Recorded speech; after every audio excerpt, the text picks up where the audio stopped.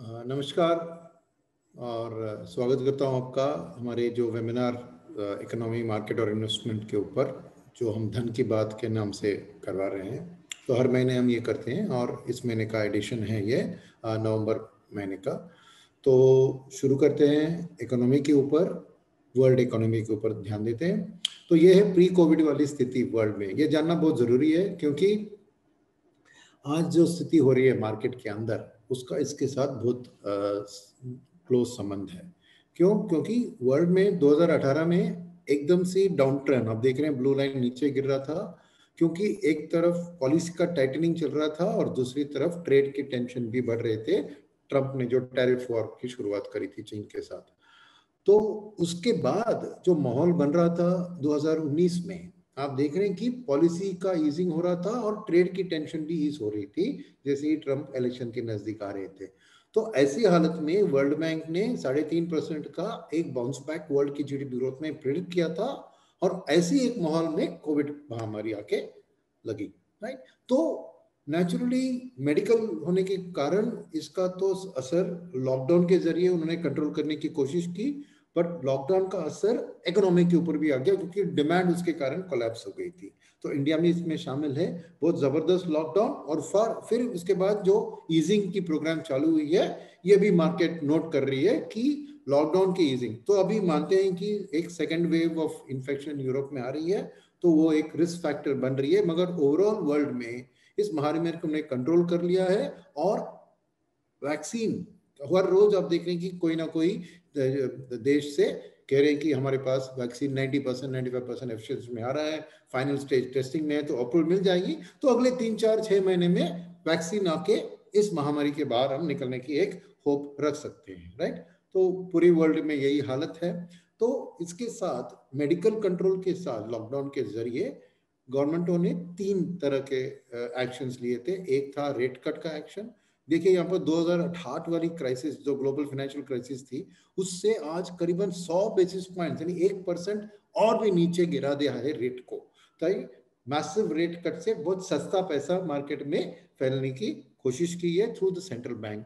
At the same time अपने balance sheets को भी एक्सपेंड किया सेंट्रल बैंकों ने, क्वांटिटेटिव ईजिंग जो कहते हैं, राइट। आप देखिए 2008 के लेवल और आज के लेवल में जमीन आसमान का फर्क है। करीबन 3 गुना पैसा उन्होंने छपवा के नोट छपवा के फैला दिया है। तो ये है सेंट्रल बैंक की ओर से कोशिश और गवर्नमेंट की ओर से उन्होंने फिस्कल डेफिसिट, फिस्कल खर्चा यानी गवर्नमेंट नरेगा जैसी हमारी स्कीम होती है वैसे उनके देश में भी उन्होंने ऐसे स्कीम चला के इकोनॉमी को वापस रिकवरी के मोड में लाने की कोशिश की और करीबन G4 और चाइना मिलाकर उनकी फिस्कल डेफिसिट करीबन 13% ऑफ जीडीपी तक पहुंचने वाली है इस साल। और यहाँ पे देखें तो अमेरिका का इस साल 24% उनका फिस्कल डेफिसिट चलने वाला है, अगले साल 14% तक गिरेगा और इंडिया का करीबन 10% से ज्यादा स्टेट और सेंटर दोनों को मिला के फिस्कल डेफिसिट जाने की गुंजाइश है। तो भरपूर एक्शन लिया है गवर्नमेंट ने और सेंट्रल बैंकों ने और वी शेप्ड रिकवरी की जो उम्मीद है उसके पीछे कारण 2-3 है। एक है कि पिछले क्राइसिस में देखिए ये येलो लाइन जो देख रहे हैं 2007 से 10 जो पिछले ग्लोबल फाइनेंशियल क्राइसिस चल रही थी तो अनएम्प्लॉयमेंट तो बढ़ रही थी मगर कंजम्पशन अनएम्प्लॉयमेंट के गिरावट के पहले ही कंजम्पशन बढ़ने लगी। तो ये खास चीज है कि अनएम्प्लॉयमेंट नंबर सब ट्रैक करते हैं मगर फैक्ट इज के अनएम्प्लॉयमेंट लोअर लेवल इकोनॉमी पे होती है, हायर एंड पीपल कंजम्पशन में जबरदस्त जल्दी ही वापस आते हैं। तो ये एक कारण थी कि इस बार भी वो V shaped recovery in consumption HNIs और UHNIs के दौर से वापस बाउंस बैक हो जाएगा, ये एक उम्मीद वी शिफ्ट की आ रही थी। दूसरी चीज है कि पिछली क्राइसिस में करीबन 100% के नजदीक सभी लोगों ने बोरो किया था अमेरिका में। Household debt 97% of GDP तक पहुंच गया था उस क्राइसिस के टाइम में। अब वो खाली 74% पे है, यानी लोगों के पास और बोरो करके अगर कुछ खरीदारी करनी है तो उसके लिए काफी रूम भी बढ़ा है। तो ये भी एक सपोर्टिंग चीज है वी शेप रिकवरी के पीछे। और PMI जो मैन्युफैक्चरिंग कंपनियों की परचेसिंग मैनेजर से जो वोटिंग किया जाता है, राइट, पोल किया जाता है, उसमें भी देखिए चीन का तो क्योंकि महामारी पहले चीन में आई थी तो वहां पे वी शेप्ड आप देख रहे हैं लाइट ब्लू लाइन, फिर येलो जो यूरोप है और डार्क ब्लू जो अमेरिका है, वहां पे भी आप देखिए कि चीन के बाद वो भी फॉलो कर रहे हैं। तो चीन को ट्रैक करना इंपॉर्टेंट है, क्योंकि महामारी पहले चीन में आई थी, उसके बाद बाकी देशों में फैली थी। तो ये चीन की जो ट्रैक है वो बिल्कुल बाकी देश भी फॉलो कर रहे हैं। तो एक वी शेप पीएमआई रिकवरी भी वी शेप जीडीपी रिकवरी को इंडिकेट करता है। तो ओवरऑल ग्लोब में राइट भी आप देखें तो वो थी यूरोप, अमेरिका और चीन, बट ओवरऑल ग्लोब में भी आप देखिए कि एक वी शेप रिकवरी सामने साफ दिख रही है आपको। और चीन के अंदर थोड़ा और ट्रैक करें तो वहां कंजम्पशन के साइड में पैसेंजर कार सेल्स देखिए ब्लू लाइन, और हेवी ट्रक से जो इंडस्ट्रियल एक्टिविटी की गुंजाइश है वो भी देखिए, दोनों एक वी शेप रिकवरी में चल बसे हैं। और सर्विसेज की पीएमआई भी वहां पे मैन्युफैक्चरिंग, नॉन मैन्युफैक्चरिंग और नॉन मैन्युफैक्चरिंग सर्विसेज तीनों एक रिकवरी के ट्रेंड में है। तो चीन से एक क्लियर आइडिया मिल रहा है कि आने वाले दिन में बाकी देश भी इसको फॉलो करेंगे, राइट। करीबन 83% वर्ल्ड के इकोनॉमी ने पिछले महीने के माफिक अपना पीएमआई को बढ़ते हुए देखा है। तो एक ब्रॉड बेस्ड रिकवरी आप कह सकते हैं कि वर्ल्ड में आ रही है। और कई लोगों की हेडलाइन और न्यू ऑर्डर बुक दोनों बढ़ रहे हैं, राइट। और यहाँ पे एक चीज है कि रियल एस्टेट सेक्टर के लिए अमेरिका में भी देख रहे हैं कि एग्जिस्टिंग होम की sales, that is second hand sales, historically highest level पे पहुंच गए हैं। 2014 से 18 की टाइम देखे या 2019 लास्ट ईयर की टाइम देखे, उससे बहुत ज्यादा एग्जिस्टिंग होम सेल्स, यानी लोग जाके खरीद रहे हैं, नए घर नहीं तो ही एटलीस्ट पुराने घर को खरीद रहे हैं, राइट। तो और ग्लोबल ट्रेड इंडिकेटर्स, क्योंकि ट्रेड हर कंट्री की हमने पीएमआई देखा तो बढ़ रही है, यानी कंट्री के अंदर की ग्रोथ की बात अच्छी है। मगर इंटर कंट्री अगर ग्रोथ देखना है एक देश से दूसरे देश, ट्रेड का टैरिफ के कारण ट्रेड में असर आया था, मैंने बताया पहले आपको प्री कोविड में। तो यहाँ देखिए ट्रेड में भी आपको एक वी शेप रिकवरी आंकड़े से समझना है इसको। तो बाल्टिक ड्राई इंडेक्स होता है एक ट्रेड वाली इंडिकेटर, जहां पे आप देखिए दिसंबर में कोरोना के पहले ये 1000 के लेवल पे था, 600 तक गिर गया 31 मार्च को, और उसके बाद अब करीबन दुगना हो चुकी है। तो clearly trade indicators are reflecting a return to growth, सामने साफ दिख रहा है, राइट। तो नेचुरली आईएमएफ ने अपनी ग्लोबल ग्रोथ की फोरकास्ट को 80 बेसिस पॉइंट्स बढ़ा दिया है। 3.5% मैंने बताया था ना पहले एक्सपेक्टेशन थी, अब कह रहे हैं कि एक्चुअली 4.4% ग्लोबल ग्रोथ रिवाइव हो सकता है। यानी ओवरऑल ये सब एक्शंस के कारण क्या हुआ है कि कोविड का असर खाली 1 साल तक रहा है, यानी कोविड की असर ये रही है कि ग्रोथ को 1 साल ढाल दिया है बस। यानी 1 साल के अंदर ही गोल्ड अपनी पुरानी जो एक एक्सपेक्टेशन थी, उम्मीद थी ग्रोथ की, उसी ट्रैक पे वापस आ रही है। तो इसका असर नेचुरली हम सभी मार्केट्स पे देख रहे हैं, मगर हमारा ध्यान होना चाहिए देश की मार्केट में। तो इंडिया के इकोनॉमिक व्यू पर, जैसे हमने सब टेक्स्ट में लिखा है, राइडिंग द रिकवरी इंडिया में भी हो रही है इकोनॉमिकली। तो कारण क्या है इसका कि आत्मनिर्भर भारत के जरिए गवर्नमेंट ने करीब 10.5% की स्कीम्स अनाउंस की। कुछ 8 लाख करोड़, ये 10.5% 21 लाख करोड़ बनती है, तो उसमें 8 लाख करोड़ रिजर्व बैंक के जरिए उन्होंने लिक्विडिटी फैला दिया था। और दूसरी तरफ उन्होंने लोन्स और गारंटीज और नरेगा ऐसी चीजों से बाकी खर्चा भी उन्होंने करने की कोशिश की थी। उसके बाद आत्मनिर्भर के बाद अक्टूबर में उन्हें और 73,000 करोड़ फ्रेश मेजर्स लगाए थे, और नवंबर में और 2.7 लाख करोड़, यानी कुल मिला के आप देखिए कि 10.5 प्लस 0.5 10 11 12.4% ऑफ जीडीपी तक कुछ न कुछ प्रोग्राम गवर्नमेंट ने बनाया। और इसके साथ एक बहुत बढ़िया चीज जो गवर्नमेंट ने किया, क्योंकि अपोजिशन तो डिमांड कर रही थी आप पैसा दो हाथ में, तो उन्होंने बहुत पैसा हाथ में नहीं दिया, मगर ज्यादा सोच उन्होंने रिफॉर्म्स के ऊपर दिया, क्योंकि ये लॉन्ग टर्म ग्रोथ देश के लिए रिफॉर्म्स बहुत जरूरी है। और यहाँ पे कई क्षेत्र में एसेंशियल कमोडिटीज एक्ट को लेकर, एग्रीकल्चर प्रोड्यूस मार्केटिंग कंपनी को लेकर, कोल माइनिंग के क्षेत्र में, डोमेस्टिक डिफेंस में एफडीआई, पावर में प्राइवेट सेक्टर को ओपन करना, पब्लिक सेक्टर को पूरी तरह खोल के खाली 3 या 4 स्ट्रेटेजिक सेक्टर में पब्लिक सेक्टर रहेगी, बाकी सब में वो कंपटीशन प्राइवेट की अलाउ करेंगे। और इसके साथ आरबीआई का जो रेजोल्यूशन का फ्रेमवर्क भी आया था, उसके बारे में चर्चा करेंगे थोड़ी दिन में। तो गवर्नमेंट ने ये इतने परसेंटेज 10-12% ऑफ जीडीपी का ऐलान किया था, मगर फिस्कल डेफिसिट के ऊपर उन्होंने बहुत स्मार्टली खाली 0.8% ही इम्पैक्ट आने दिया था। ये क्यों इंपॉर्टेंट है? क्योंकि रेटिंग एजेंसीज ये देखते हैं कि फिस्कल डेफिसिट आप कितना एक्सपैंड करने वाले हैं। ऐसे ही स्लो डाउन इन इनकम के कारण एक्सपैंड हो रही है, मगर ये चीज के कारण गवर्नमेंट ने ज्यादा उसके ऊपर असर आने नहीं दिया। और उसका एक बहुत मुख्य कारण था कि क्रूड प्राइस में जो गिरावट आई, $80 के लेवल से $40 के लेवल के नीचे गई थी, अभी 40 के ऊपर सेटल हो रही है। इसका फायदा गवर्नमेंट ने अपने हाथ ले लिया, कभी कस्टमर को पेट्रोल प्राइस या डीजल प्राइस में छूट नहीं दी। तो इसका करीबन 1.5 लाख करोड़ से ज्यादा रेवेन्यू गवर्नमेंट को आई, यानी 0.8%। तो ये काम आया गवर्नमेंट को कि उन्होंने आत्मनिर्भर प्रोग्राम के कारण अपना फिस्कल डेफिसिट को लूजन नहीं होने दिया बहुत सक्सेस। तो इसलिए करीबन 6.5% फिस्कल डेफिसिट सेंटर की और 4-5% स्टेट की, तो 10-11% के लेवल पर ओवरऑल फिस्कल डेफिसिट को कायम रखने की एक डिसीजन गवर्नमेंट ने किया। ये बहुत बढ़िया चीज है from a rating perspective, right. तो हर $10 ड्रॉप क्रूड के प्राइस में क्या होता है, 0.5% जीडीपी की करंट अकाउंट डेफिसिट गिर जाती है। तो ये इंडिया के लिए बहुत फायदेमंद रहा है और इसलिए गवर्नमेंट भी कुछ न कुछ चीज कर पा रही थी, राइट।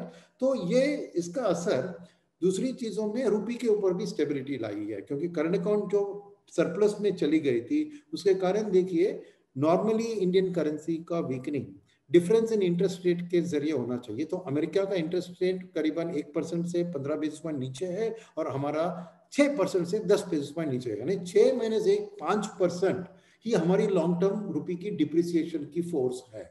ये लॉन्ग टर्म में आप समझ सकते हैं, मगर शॉर्ट टर्म में क्या हुआ है, बस एक साल में खाली 3.5% रुपए की डिप्रिसिएशन हुई है और 6 महीने में एक्चुअली 2% की अप्रिसिएशन। तो ये एफआईआई फ्लोज और एफडीआई फ्लोज के लिए बहुत पॉजिटिव चीज है। तो ये एक और इम्पॉर्टेंट चीज है कि गवर्नमेंट के लिए ये क्रूड का प्राइस का ड्रॉप हमारे फॉरेन करेंसी रिजर्व्स को भी बढ़ाया। तो अरे आज करीबन $500 बिलियन का फॉरेक्स रिजर्व्स हमारे पास बढ़ गया है। तो एक देश के लिए इकोनॉमी के लिए ये भी बहुत बढ़िया चीज है। तो आरबीआई का मैंने जिक्र किया था कि 8 लाख करोड़ आरबीआई ने भी पंप किया, उसके साथ रेट कट भी, पहले 75 बेसिस पॉइंट्स फिर 40, यानी कुल मिला के 115 बेसिस पॉइंट्स का रेट कट करके आरबीआई ने भी सस्ता पैसा बैंक के हाथ में दे दिया ताकि वो जाके लेंडिंग करे, राइट। वो लेंडिंग धीरे धीरे हो रहा है, पूरा अभी हो चुका नहीं है, मगर एक सॉफ्ट इंटरेस्ट रेट रिजीम और भरपूर लिक्विडिटी दोनों आरबीआई ने करवा दिया है हमारे देश की रिकवरी के लिए। और इसके साथ 2 मॉरेटोरियम अनाउंस किए थे आरबीआई ने, एक 3 महीने वाला, एक 2 महीने वाला, मगर 5 महीने के खत्म होते ही उन्हें तीसरा मॉरेटोरियम नहीं अनाउंस किया, क्योंकि डर सबके मन में क्या था, बैंकिंग सेक्टर के लिए खास करके, कि जब ये मॉरेटोरियम खत्म होगी तो तुरंत एनपीए बढ़ जाएगी, क्योंकि कैसे देंगे लोग पैसा, एक 5 महीने का ईएमआई नहीं दिया और सडनली आप 5 महीने का ईएमआई एक ही क्षण में पूछेंगे तो कैसे दे पाएंगे। इसलिए आरबीआई ने बहुत स्मार्ट तरीके से मॉरेटोरियम को एक्सटेंड ना करते हुए भी उन्होंने एक resolution framework for restructuring the loan, यानी जो 1 साल 1.5 साल में देना है उसको 3 साल 5 साल में दे दीजिए। ऐसे उन्होंने कामत के अंदर एक कमेटी फॉर्म किया था और उस कमेटी की रिकमेंडेशन में करीबन 66% रेटेड कंपनी देश के अंदर उनको फायदा मिलने वाला है कि अगले 2-3-6 महीने में अंदर जो भी देना है उसको हमें लंबे समय का टाइम मिलेगा रीपे करने के लिए। तो ओवरऑल ये कॉर्पोरेट सेक्टर के लिए भी बहुत बेहतर है और बैंकिंग सेक्टर के लिए बहुत बेहतर है, क्योंकि बैंक्स के लिए भी एनपीए का डर बहुत कम हो गया। तो कौन से सेक्टर के लिए बेनिफिट ज्यादा रहेगा, construction sector, real estate sector और केमिकल्स, ये मेन बेनिफिशियरी होंगे इस कामत कमेटी की रिकमेंडेशंस के ऊपर। अब ध्यान देते हैं कुछ और फ्रीक्वेंसी इंडिकेटर्स जो एक इंडिकेशन दे रहे हैं कि इंडियन इकोनॉमी की हालत कैसे सुधर रही है। तो पहली है जीएसटी की कलेक्शन।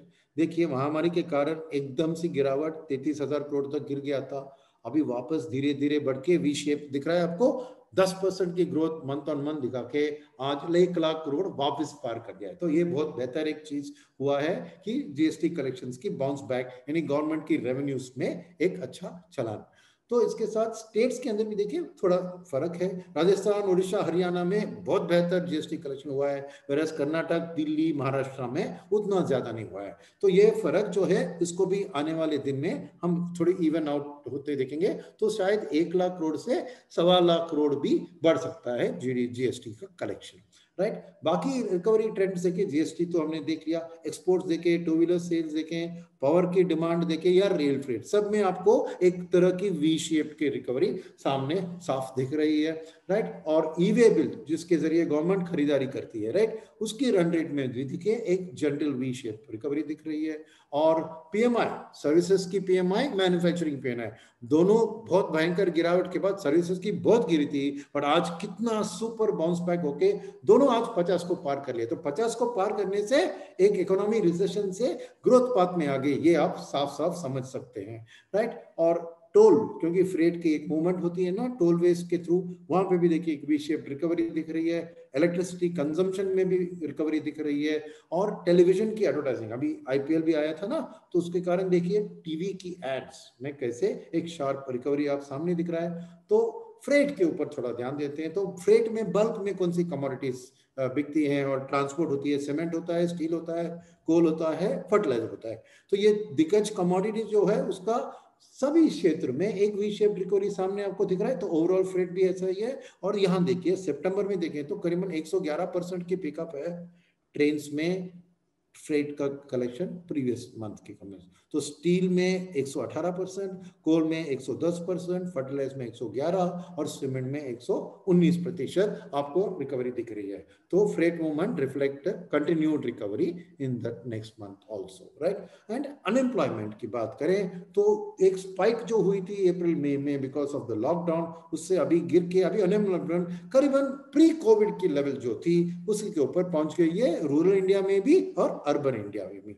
तो जेफरीज की ओवरऑल एक इकोनॉमिक एक्टिविटी इंडिकेटर अगर हम स्टडी करें तो ये बताते हैं हमको कि करीबन 97% प्री कोविड लेवल की एक्टिविटी तक आज हम पहुंच गए हैं। तो समझ लीजिए कि कोविड महामारी की असर से करीबन हमारा देश बाहर निकल चुका है। तो एग्रीकल्चर पे ध्यान देंगे तो रबी की हार्वेस्ट तो अच्छी थी, तो पैसा था लोगों के हाथ में, तो उन्होंने उसको वापस खरीफ की सोइंग में लगा दिया।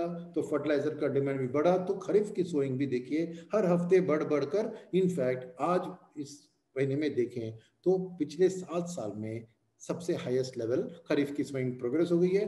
तो जब ये हार्वेस्ट होगी, कब? दिसंबर जनवरी में, बैसाखी या मकर संक्रांति या पोंगल के टाइम में हार्वेस्ट होता है, तो आप देखेंगे कि इसका असर हमारे जीडीपी पे आकर पॉजिटिव एक असर दिखाएगा, राइट। और हाउसिंग सेक्टर पे भी एक रिवाइवल देख रहे हैं आप। यहाँ पे देखिए मुंबई का सबर्ब्स का एनालिसिस किया हमने, 2007 का डेटा है, 2012 और फिर 17 और आज।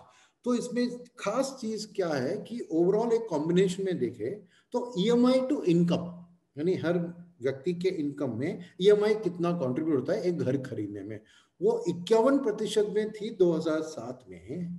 तो आज महामारी के बाद सब मिला के आज करीबन 30% के लेवल पे आ गई है।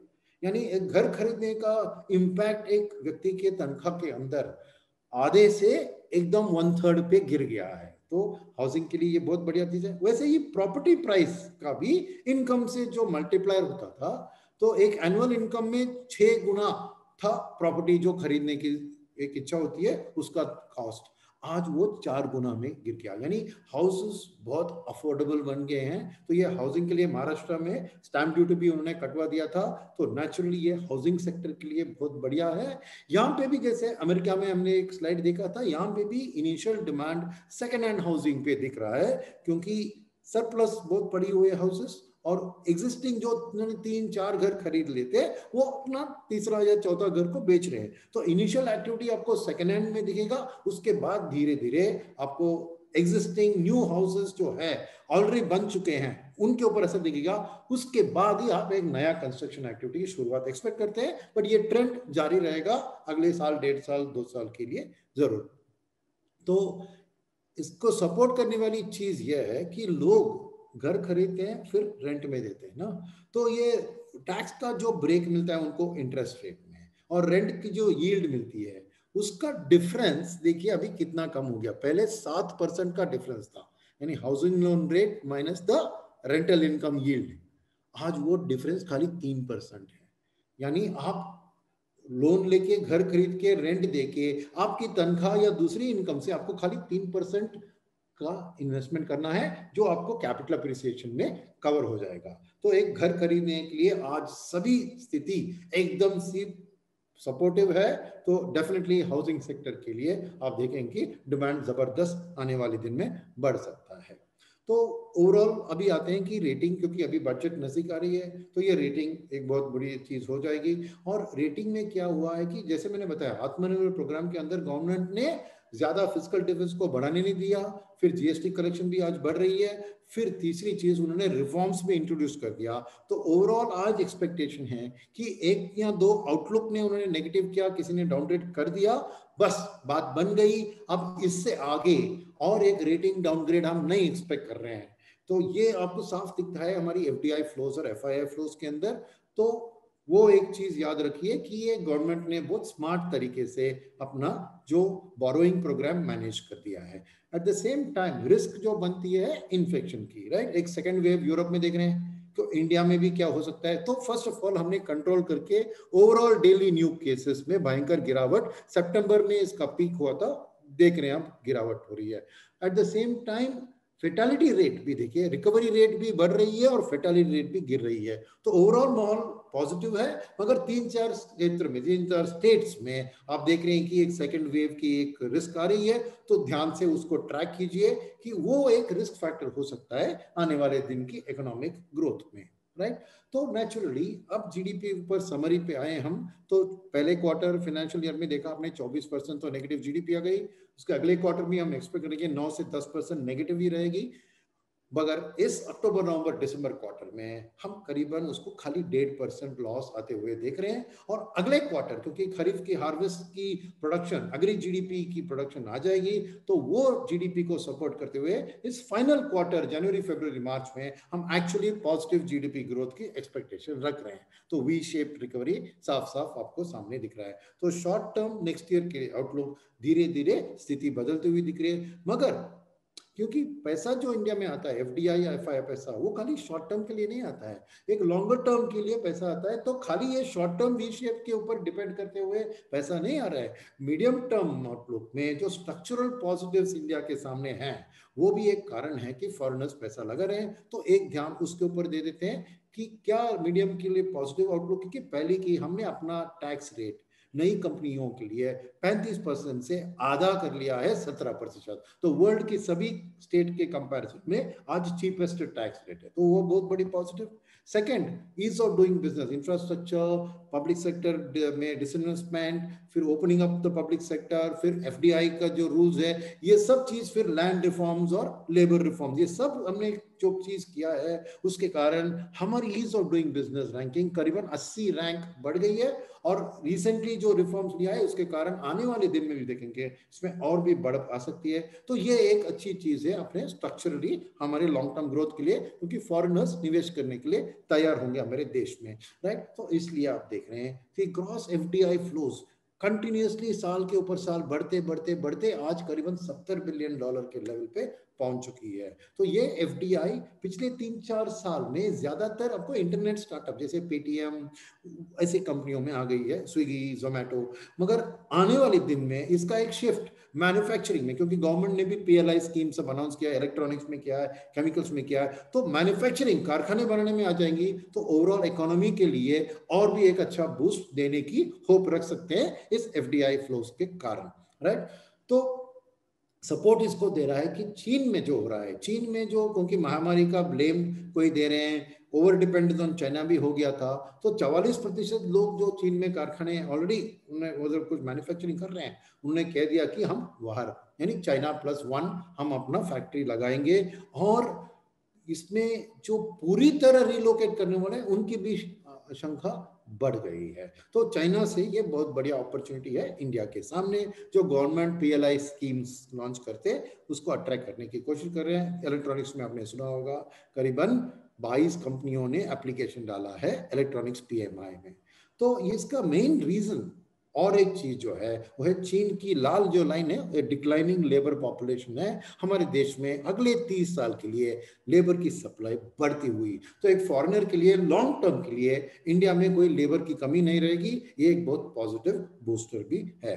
राइट। तो ऐसी एक इकोनॉमी की हालत में शॉर्ट टर्म में V shape recovery, long term में एक स्ट्रक्चरल रिकवरी, और उसके साथ इंटरनेशनल मार्केट्स में पैसा भरपूर, सस्ता पैसा और क्वांटिटी का बहुत बड़ा पैसा, तो ये सब मार्केट्स के लिए एक सुपर सपोर्ट चीज बन गए हैं। तो निफ्टी की अर्निंग्स ग्रोथ लास्ट क्वार्टर में बहुत गिर गई थी, मगर इस नेक्स्ट क्वार्टर में देखिए नेगेटिव कम हो गई है, तो एक वी शेप उधर भी फॉर्म हो रहा है। उम्मीद है कि अगले क्वार्टर में पॉजिटिव टेरिटरी में आ सकती है ग्रोथ। तो कहाँ पे ये ग्रोथ बेहतर आ रहा है, क्योंकि मार्केट की एक उम्मीद रहती है, और उम्मीद से बेहतर अगर अर्निंग्स आती है तभी मार्केट ऊपर निकलती है, क्योंकि सब लोग उसको रिवाइज करते हैं टारगेट प्राइस को। तो यहाँ पे देखें तो फाइनेंशियल्स और एक्सपोर्टर्स, ये दो चेंजेस है जहां पे FY21 में देखिए भयंकर जो चेंज हुआ है, यानी मार्केट में जो कंसेंसस थी कि इसकी एस्टिमेट इतनी आएगी, तो उसको बढ़ा दिया है कौन से सेक्टर में, उसी सेक्टर को बहुत लाभ मिला है परचेसिंग का। तो ये है ग्लोबल प्राइस टेकर्स, माने जो फॉरेन से प्राइस लेते हैं, जैसे स्टील कंपनियां, राइट, लंदन मेटल एक्सचेंज में प्राइस तय होता है, तो वो रिकवरी, उधर का रिकवरी उनको यहाँ पे अच्छा असर हुआ है। फिर फाइनेंशियल्स और फिर एक्सपोर्टर्स, ये तीन देख रहे हैं FY21 में। whereas FY22 में ये और भी थोड़ा ब्रॉड बेस्ड हो रहा है, और सभी सेक्टर में आप एक अपग्रेड, अर्निंग्स अपग्रेड देख रहे हैं। तो ये मार्केट के लिए बहुत बड़ा ड्राइवर है। और ये चेंज जो आप निफ्टी में देख रहे हैं, देखिए नेगेटिव ग्रोथ से पॉजिटिव टेरिटरी में फ्यूचर की एक्सपेक्टेशन बदल गई है, राइट। तो ये बहुत इंपॉर्टेंट चीज है। और अगर हम इसमें देखें कि कितने कंपनियों ने एनालिस्ट की एस्टिमेट को बीट किया है, तो फोर्थ क्वार्टर FY19 में देखिए खाली एक सेक्टर ने बीट किया, डार्क ग्रीन। तो ऐसे ही धीरे धीरे बदलते दिखे सभी परसेंटेज ऑफ कंपनीज जो बीट किया है 100, 50, 78। तो अर्निंग्स की ट्रेंड पॉजिटिव में बदलती हुई साफ साफ आपको सामने दिख रही है, राइट। तो नेचुरली फ्यूचर अर्निंग्स, इस साल की अर्निंग्स की एक्सपेक्टेशन खाली 477 है निफ्टी की EPS, तो अगले ही साल उसको करीबन 50% ज्यादा बढ़ा रही है मार्केट इन टर्म्स ऑफ 664 की EPS। तो ये लार्ज कैप कंपनियों के लिए, फॉरेनर्स के लिए बहुत बढ़िया चीज है कि एक इकोनॉमी जहां पे इतना अर्निंग्स में ग्रोथ होने वाला है, तो नेचुरली उधर ही निवेश करने की आशा रहेगी उनके लिए। मगर एक मिनट, मेरी ये अटक गई है। मगर वैल्यूएशन में आप देखें तो ये मार्च में जो करेक्शन हुआ था तीनों निफ्टी, मिड कैप और स्मॉल कैप इंडेक्स में, अब जो रिकवरी आ गई है, तो करीबन समझिए कि लॉन्ग टर्म एवरेज के नजदीक या थोड़ा ज्यादा पहुंच गई है।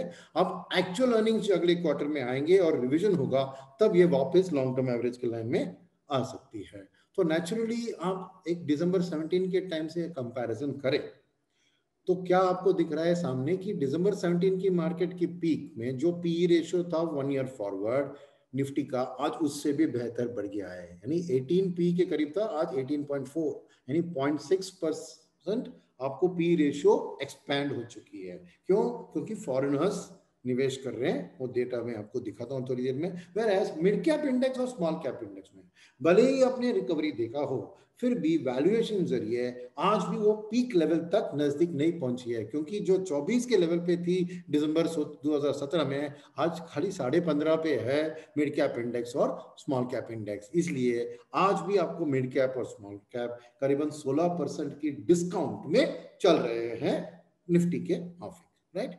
तो नेचुरली निफ्टी का जो मूवमेंट है उसको आप देख सकते हैं कि कब ये वी शेप्ड मूवमेंट जो आया निफ्टी के मार्च के बाद, उसके कारण ये है कि डेट में इन्वेस्ट करते हुए जो रिटर्न मिला था, और निफ्टी की अर्निंग्स यील्ड यानी 1 डिवाइडेड बाय पी रेशियो, अगर निफ्टी की पी 20 है तो 1/20 इज 5%, राइट।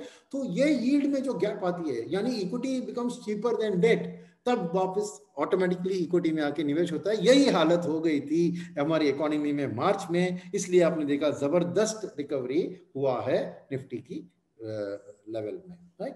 तो ओवरऑल देखें तो इस फेस जो good cycle bad cycle, good cycle bad cycle में देश चलती है, तो अगर आप मार्च 20 से समझ रहे हैं कि एक रिकवरी हो रही है, तो आप देख रहे हैं कि तीनों इंडेक्स हाथ मिला के साथ जा रहे हैं 50-50%, राइट। अभी ये early stage of the recovery है। जैसे ही रिकवरी डीप होती है तो शायद mid and small cap recovery के टाइम में always mid and small cap आपको लार्ज कैप से बेहतर रहती है, बट अभी तक इकोनॉमिक रिकवरी इतने साफ सामने नहीं दिखी, इसके लिए तीनों इंडिसेस साथ में ही बाहर घूम रहे हैं, ऊपर बढ़ रहे हैं। आने वाले दिन में शायद ये स्थिति थोड़ा और बदलेगा, राइट।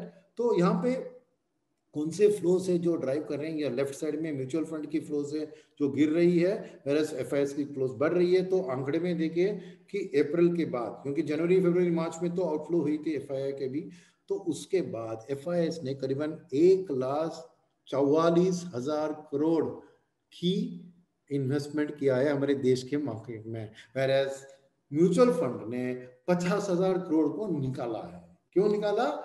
एक तरफ उनको भी भयंकर रिडम्पशंस हो रही है तो पैसा ज्यादा नहीं है, एनएफओस के जरिए पैसा आ रहा है मगर एग्जिस्टिंग स्कीम्स में रिडम्पशन हो रहा है। सेकेंड चीज है कि उनको भी, क्योंकि ऑलरेडी वो इंडिया में हेविली इन्वेस्टेड थे, तो अब फ्रेश खरीदारी करने की कॉन्फिडेंस नहीं आई है म्यूचुअल फंड को। अभी पिछले महीने भी देखिए एफआईएस का लाइफ टाइम हाई में था, म्यूचुअल फंड का लाइफ टाइम लो में था मार्केट में पार्टिसिपेशन। तो म्यूचुअल फंड्स अभी भी साइड में वेट कर रहे हैं अपने कैश बैलेंस के साथ कि कब एफआईएस बेचेंगे तब हम आके खरीदारी करेंगे। तो मार्केट की बढ़त के पीछे लार्ज कैप क्षेत्र में आप देख सकते हैं कि क्लियर कट एफआईएस का हाथ रहा है, राइट। तो नेचुरली परफॉर्मेंस देखें तो लास्ट ईयर 2019 में इंडियन मार्केट ने सबसे बेहतर रिटर्न नहीं दिया है एफआईएस को, खाली 8% रिटर्न दिया, बाकी सभी मार्केट ने इंडिया को आउट परफॉर्म किया। और इस साल में भी इमर्जिंग मार्केट में उनको -1% मिला है, इंडिया में भी -1%। तो ओवरऑल परफॉर्मेंस एफआईएस के लिए डिस्पाइट द फैक्ट दैट इतना पैसा है उतना रिटर्न्स नहीं आया है जितना आना चाहिए। तो आने वाले दिन में इस उम्मीद को लेकर वो चल रहे हैं कि हमें रिटर्न्स मिलेगी, राइट। तो इसमें चीज ऐसी है कि यहाँ पे देखिए लेफ्ट हैंड साइड ग्राफ में हमने कंपेयर किया इंडिया की वैल्यूएशन को इमर्जिंग मार्केट के साथ टॉप लाइन में, और बॉटम की लाइन में हमने वर्ल्ड के साथ कंपेयर किया। दोनों में इंडियन मार्केट ऑलवेज प्रीमियम में चलता है। तो पिछले 2 साल से प्रीमियम में गिरावट आई, मार्च में एकदम बॉटम आया था, तो उसके बाद जो खरीदारी आई तो ये प्रीमियम वापस बढ़ने लगी। यानी एफआईएस को इस प्रीमियम से डर नहीं है, तो दे आर विलिंग टू पे a premium for investing in Indian stock market, right. तो अभी वैल्यूएशंस मैंने दिखाया आपको कि दिसंबर 17 के लेवल से आगे बढ़ चुकी है। तो एफआईएस के मन में क्यों ये निवेश कर रहे हैं? एक तो उनका कंपैरिजन होगा दूसरे देश के साथ, मगर हमारे देश के अंदर ही दो ग्राफ में आपको दिखा रहा हूं। लेफ्ट वाली ग्राफ पी रेशो की ग्राफ है, राइट वाली graph price to book value की ग्राफ है। तो पी रेशो ग्राफ देख रहे हैं लॉन्ग टर्म एवरेज से ज्यादा है, यानी इंडियन मार्केट ओवर वैल्यू लग रही है, मगर प्राइस टू बुक वैल्यू में देखिए तो लॉन्ग टर्म एवरेज के नीचे है। क्यों? क्योंकि डिमांड जो कोलैप्स हो गया तो कैपेसिटी यूटिलाइजेशन गिर गई है, तो बुक वैल्यू के ऊपर प्राइस नेचुरली गिर गई है। तो अब स्थिति है कि क्यों फॉरेनर्स निवेश कर रहे हैं, क्योंकि प्राइस टू बुक नीचे है, तो इसमें अपना अर्निंग्स बढ़ाने के लिए उनको बुक वैल्यू यानी नेटवर्थ यानी land building plant and machinery में फ्रेश निवेश करने की जरूरत नहीं है। इंडियन कंपनियों को कैपेसिटी भरपूर पड़ा है, खाली डिमांड बढ़ गया तो ऑटोमेटिकली सेल्स बढ़ सकता है विदाउट इंटरेस्ट डिप्रिसिएशन कॉस्ट। तो future upside of the Indian market price to book value का एक डिस्काउंट में चलने के कारण बहुत अट्रैक्टिव दिख रहा है। तो ये एमएससीआई इंडिया इंडेक्स है, एक लार्ज कैप इंडेक्स है। अगर हम मिड कैप एमएससीआई इंडिया का इंडेक्स भी देखें सेम हालत है, पी में एक्सपेंसिव लग रहा है, प्राइस टू बुक में डिस्काउंट में चल रहा है। स्मॉल कैप में पी में भी एक्सपेंसिव है और प्राइस टू बुक में भी थोड़ी लॉन्ग टर्म एवरेज के ऊपर गई है, क्योंकि स्मॉल कैप्स में थोड़ा रिवाइवल थोड़ा ज्यादा हो चुका है, वो सामने आपको दिख रहा है, राइट। तो इसके कारण क्या हो सकते हैं कि क्यों ये एफआईएस निवेश कर रहे हैं, कहाँ निवेश कर रहे हैं? तो मार्केट के ऊपर असर पड़ने से पहले हमको देखना चाहिए कि कहाँ निवेश कर रहे हैं, क्योंकि एफआईएस हो या म्यूचुअल फंड मैनेजर हो, वो फर्स्ट सेक्टर को स्टडी करके निवेश करते हैं, फिर स्टॉक को चुनते हैं। तो यहाँ पे मैंने क्या दिखाया आपको, 1 महीने का रिटर्न और 3 साल का रिटर्न, और बीच में 6 महीने, और ऊपर मैंने एक सेफ सेक्टर दिखाया, नीचे मैंने रिस्की सेक्टर दिखाया। तो क्या साफ दिख रहा है कि 3 साल वाला रिटर्न में देखिए रिस्की सेक्टर्स अभी भी नेगेटिव टेरिटरी में है और सेफर सेक्टर्स थोड़ी पॉजिटिव वे में। वेयर एज आप 1 मंथ एंड 3 मंथ पे आ गए तो आप देखेंगे कि एक्चुअली रिस्की सेक्टर्स ने सेफर सेक्टर्स से करीबन बेहतर रिटर्न दिया है एक महीने का। देखिए तो क्या हो रहा है कि मार्केट में सेफ्टी से रिस्क की और स्थिति बदल रही है, किसका, एफआईएस का, और म्यूचुअल फंड भी उसके पीछे एफआईएस के साथ, जो एफआईएस खरीद रहे हैं तो बेच रहे हैं, और कुछ थोड़ा बहुत वो मिड स्मॉल कैप सेट में इस साइक्लिकल सेक्टर में खरीदारी कर रहे हैं। तो ये समझना जरूरी है। तो क्योंकि आप देखेंगे कि सेक्टर किसका परफॉर्मेंस रहा और उसका इंडेक्स में क्या असर है। तो कौन सी सेक्टर की परफॉर्मेंस अच्छी रही है, तो 6 महीने की बात करें तो देखें तो फार्मा सेक्टर का 30% रिटर्न, बैंक का 55% रिटर्न, आईटी का 55% रिटर्न। एक साल में देखें तो फार्मा का बढ़िया परफॉर्मेंस है। तो यहाँ पे निफ्टी के अंदर कौन सा हैवी सेक्टर है, बैंक सेक्टर है, जिसकी परफॉर्मेंस 6 महीने में अच्छी रही है मगर एक साल में नहीं। और सॉफ्टवेयर यानी टेक्नोलॉजी, जहां पे देखिए 6 महीने में भी एक साल में दोनों में अच्छा रहा है। तो निफ्टी में जो ग्रोथ हुआ है उसका कारण ये बैंक, सॉफ्टवेयर, वही चीज है, बैंक और फाइनेंस कंपनी। वेराज मिड कैप में देखें तो ऑटोमेटिकली फाइनेंस और बैंक के साथ उनका भी असर उतना नहीं है, क्योंकि लार्ज कैप में आपको 25% बैंक है और 11% फाइनेंस, यानी 36%, 1/3 of large cap index is banking and NBFC, right.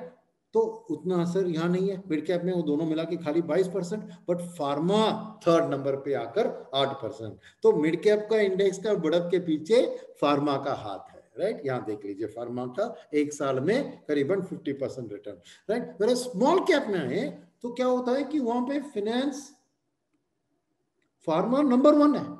तो ये स्मॉल कैप में जो राइज आपने देखा उसका मेन कारण है कि ये कोविड महामारी, वैक्सीन, इसके बाद के पीछे फार्मा कंपनियों की शेयर प्राइस बढ़ गई है। तो आज वो स्मॉल कैप इंडेक्स में सबसे लार्जेस्ट सेक्टर है, क्योंकि लार्ज कैप इंडेक्स में निफ्टी में फार्मा खाली 3.5% है। तो अब आप समझ सकते हैं कि कौन सा इंडेक्स का परफॉर्मेंस कैसा रहा है। तो उसके ऊपर आते हैं और देखते हैं कि जो कैप कर्व का छोड़िए, तो अब सेंसेक्स और निफ्टी और लार्ज, मिड और स्मॉल कैप इंडेक्स की देखें तो 6 महीने में क्या हुआ है, 6 महीने में स्मॉल कैप ने बेहतर रिटर्न। क्यों? क्योंकि फार्मा स्टॉक्स का 15% वेटेज है। वेरएज आप 3 महीने में देखें तो एक्चुअली सेंसेक्स ने बेहतर रिटर्न दिया है। तो ये leadership between large cap, mid cap, small cap के बदलाव के पीछे ये सेक्टरल इंडेक्स की परफॉर्मेंस ही है। तो आज शॉर्ट टर्म में क्या हो रहा है, आपने देखा कि रिस्क की ओर बढ़ रहा है, तो इसलिए आप देख रहे हैं कि मिड कैप इंडेक्स 11% और स्मॉल और लार्ज सभी करीबन एक ब्रॉडर रैली बनने की उम्मीद पे हम आके बैठे हैं। तो समराइज करने के लिए मेरी आज की ये वेबिनार, तो आउटलुक को, पैंडेमिक की डिस्ट्रप्शन हमारे पीछे है, मॉनेटरी और फिस्कल स्टिमुलस आज इकोनॉमी में उसका काम दिखा रहा है, इलेक्शन की अनसर्टेनिटी बढ़ गई, अभी बिडेन की विन तो तय हो गई है, तो ग्लोबल मॉनेटरी और फिस्कल एक्शंस इंडिया के लिए सपोर्टिव रहेगी, ये उम्मीद है। फिर एग्रीकल्चर और रूरल में स्ट्रॉन्ग आपने देखा नंबर्स अच्छे आ रहे हैं, और गवर्नमेंट की भी स्पेंडिंग की फोकस है, फार्मर के लिए प्राइस रियलाइजेशन और एमएससी सपोर्ट भी है, राइट। और आरबीआई ने प्रीएम्प्टिव, प्रोएक्टिव तरीके से अपना लिक्विडिटी बढ़ाकर और रेजोल्यूशन फ्रेमवर्क के साथ इकोनॉमी को फुल सपोर्ट दिया है। इसके अलावा गवर्नमेंट भी अपना फिस्कल खर्चा को पैकेज के जरिए कंजम्पशन को पुश करने की कोशिश कर रही है, और इस सक्सेसफुल रिकवरी ही आपको इनके की प्रॉब्लम को, स्ट्रेस बिल्डअप से बचा देगी, राइट। और इंडिया का इन्फेक्शन कर्व क्लियरली पीक हो गया है, तो अभी ईजिंग में है। फिर कॉर्पोरेट लो टैक्स, इंटरेस्ट रेट्स लो है, लिक्विडिटी काफी है, रिफॉर्म्स को भी कैंडल किया है, और ईज ऑफ डूइंग बिजनेस भी इंप्रूव हो रही है। फिर टैक्टिकली गवर्नमेंट पीएलआई स्कीम्स भी लॉन्च कर रही है, और ये जो वर्ल्ड में एक चाइना +1 शिफ्ट जो हो रहा है, ये सब इंडिया के लिए एक पॉजिटिव है। और लिक्विडिटी के कारण इमर्जिंग मार्केट एशिया को भी ग्लोबल लिक्विडिटी का एक अच्छा शेयर होगा, जहां पे इंडिया के लिए लो क्रूड प्राइसेस और एक बैलेंस ऑफ पेमेंट एक पॉजिटिव फैक्टर है, राइट। सो ऐसी स्थिति में हम इंडिया की ओर देखें तो कोविड का डिस्ट्रप्शन पीछे गया है, वी शेप्ड रिकवरी क्लियरली सामने दिख रहा है, ग्लोबल रिकवरी भी आगे, तो normalisation by end of this calendar year expected है। तो इसके लिए एम्प्लॉयमेंट भी प्री कोविड लेवल पर आ चुकी है। तो हम आने वाले दिन में इंडिया की ग्रोथ की एक्सपेक्टेशन को रिवीजन, अपवर्ड रिवीजन आते हुए देख रहे हैं, क्योंकि कंसेंसस के ज्यादा ही एक्टिविटी पिकअप हो रही है और रूरल इंडिया और मिडिल इनकम अर्बन जो लोग हैं वही सेगमेंट ऑफ स्ट्रेंथ होंगे। और हमारी जो रिफॉर्म हमने किया है कोविड के टाइम में, ये मैन्युफैक्चरिंग के लिए बहुत बढ़िया अपॉर्चुनिटी है from a global risk standpoint, और लिक्विडिटी का सपोर्ट भी है। तो ओवरऑल सुंदरम में हमारी पोर्टफोलियोज डोमेस्टिक ग्रोथ रिकवरी के लिए हम पोजीशन कर रहे हैं। तो quality financials, consumer discretionary, building material और ऑटो, ये हमारे मेन फोकस सेक्टर्स है। और फाइनेंशियल्स के अंदर well run large private bank और गुड क्वालिटी एनबीएफसीज के ऊपर ही हम ध्यान देंगे। और ग्लोबल रिकवरी को हम agrochemical, speciality chemical, auto ancillary और आईटी सर्विसेज के थ्रू प्ले करेंगे, क्योंकि हम आईटी के ऊपर कंस्ट्रक्टिव है, क्योंकि बैलेंस शीट अच्छी है और कॉस्ट सेविंग्स का पोटेंशियल बहुत है, और डिजिटल और क्लाउड के ड्राइवर्स भी उन्हें सपोर्ट करेंगे। डिफेंसिव सेक्टर्स में हम रिलेटिवली पॉजिटिव है अभी भी, क्योंकि कुछ रिस्क फैक्टर्स है, इसलिए एफएमसीजी, फार्मा, टेलीकॉम में सेलेक्टिवली स्टॉक पिकिंग करेंगे। ओवरऑल हमारी पोर्टफोलियोज को हम सेक्टर न्यूट्रल पोजीशंस कर रहे हैं, यानी बेंचमार्क के जरिए, ताकि सेक्टर को हमने न्यूट्रल कर दिया तो उसके अंदर लार्ज, मिड और स्मॉल को हम प्ले कर सकते हैं, राइट। तो इसलिए सेकेंड वेव जो की रिस्क है उसको ध्यान में रखते हुए हम डिफेंस वर्सेस रिस्क को प्ले करेंगे। और अल्टीमेटली हमारी कोशिश यही होगी कि रीजनेबली वैल्यूड स्टॉक्स को एक ग्रोथ ओरिएंटेड फोकस से हम खरीदारी करें। बहुत बहुत धन्यवाद सुनने के लिए, और अगले महीने के वेबिनार में मिलते हैं। Mutual fund investments are subject to market risks. Read all scheme related documents carefully.